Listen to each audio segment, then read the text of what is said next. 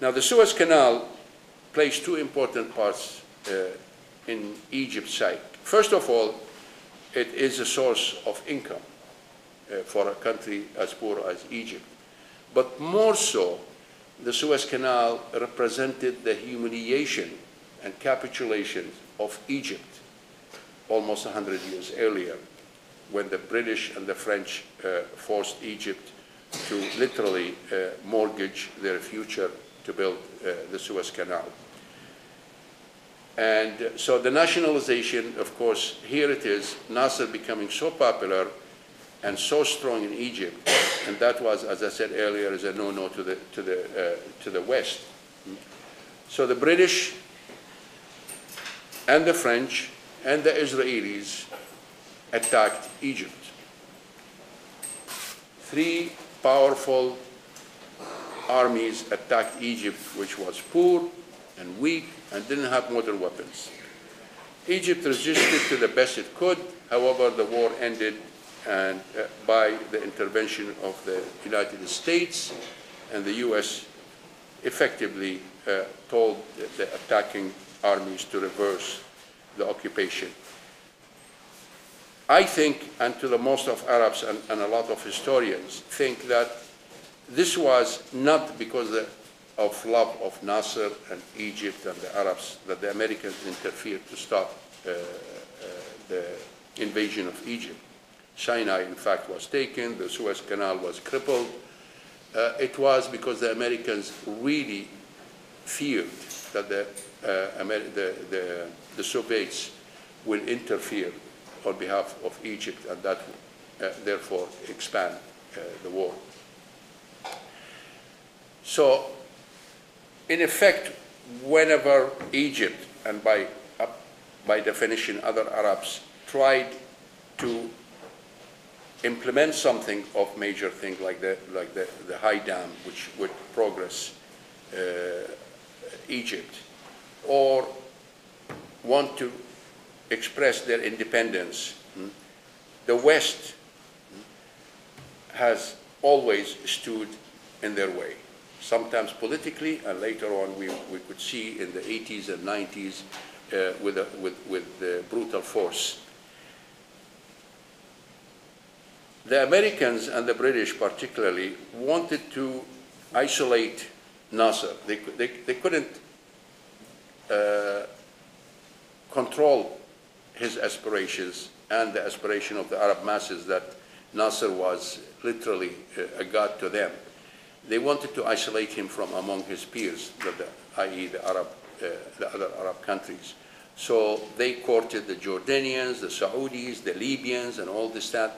Now, Nasser continued with his preaching of Arab unity and formed in 1958 the United Arab Republic with Syria.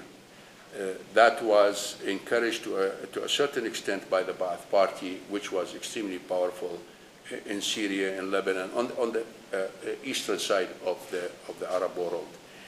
Immediately, the British wanted to counter that United Arab Republic espoused by Nasser by encouraging, in fact, luring Iraq and Jordan, which were very much under the influence of the British, to form the Arab Union. So Iraq and Jordan, both monarchies by two cousins, formed a union to counter-effect the United Arab Republic. Sorry, I keep mentioning Emirates because I lived in the United Arab Emirates recently. Unfortunately, the United Arab Republic, because of policies of Nasser, because of internal conflict, because the Ba'ath themselves who supported Nasser at the beginning didn't want to support him, the experiment failed. And that failure, although it is very important, the Arabs really, the failure expressed, the United Arab Republic expressed their aspirations, and its failure proved to them that they are incapable of certain political hopes. 1958, the same year, later in July, the Iraqi monarchy was toppled, and the Republic of Iraq, as we know it today, was established. Again, the West felt threatened because they felt that Nasser's hand had something to do with the overthrow of the monarchy in Iraq. And that was not really true, but that's what they felt. So in no time, in fact, the same summer, the American Marines landed in Lebanon to defend what they thought that the Lebanese Christian president was under threat. And the British sent their troops to Jordan to defend Jordan, because Jordan, to start with, was part of that Arab Union which was formed earlier in the year. During the same period also, in 1955, if I recall, to confront, as I said earlier, to confront Nasser's influence in the Arab world and his growing power, aside of courting Saudi Arabia, Jordan, Libya, the British, with the help of the Americans and the inducement of the Americans, formed what is known, what used to be known, the Baghdad Pact. The Baghdad Pact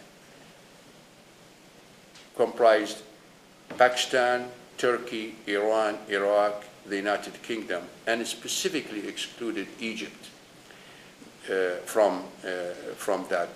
Primarily, what was told at the time, the Baghdad Pact was established really to confront the influence of the Soviet Union and their aspiration to move into the southern part in the Arab world. But really, primarily, it was to confront the influence and the growing power of Nasser. So it is that period which was more pronounced as how the West has stood on the way of any Arab attempt for independence, for unity, for economic progress, because all of these things are contrary to what the West always calls a strategic interest in the Middle East. They never talk of the strategic interest of the people of the Middle East, i.e. mostly the Arabs, but they talk of their strategic interest. And any power or any powerful leadership or any forms of Arab unity was, by definition, something that the West opposed and worked hard at. It was through clandestine, through sabotage, through this, through that. That was the period when the West was really active in the Arab world. Eventually, this unfortunately transferred into more violence later on, but that's not the subject of our period talking. But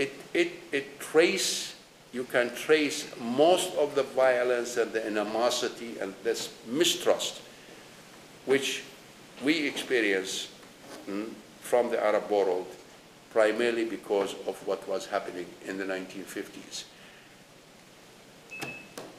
Recently, in the past few years, we hear of why do they hate us, why this, they don't like our culture, they don't like this, and this is all nonsense. Because the Arabs of the 50s when I was growing up, and the 60s, I can recall very well, the Arabs had so much admiration of the Americans, of the American system, of the American wealth, of their progress, of their human rights, of their democracy. They had so much aspiration to emulate the Americans.